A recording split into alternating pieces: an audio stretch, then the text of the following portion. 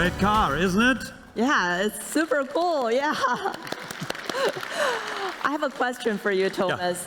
Yeah. So while the industry often focuses heavily on the premium tech, but the biggest growth engine in China transition right now is actually the 100K RMB segment. So I'm wondering strategically, what is Volkswagen's answer to delivering the smart mobility at this volume price point without compromising on quality?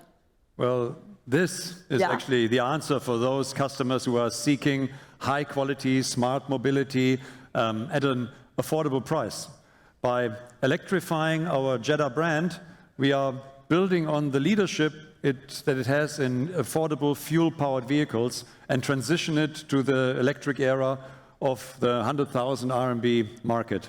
And more than 5 million Chinese customers have already put their trust into the Jetta brand.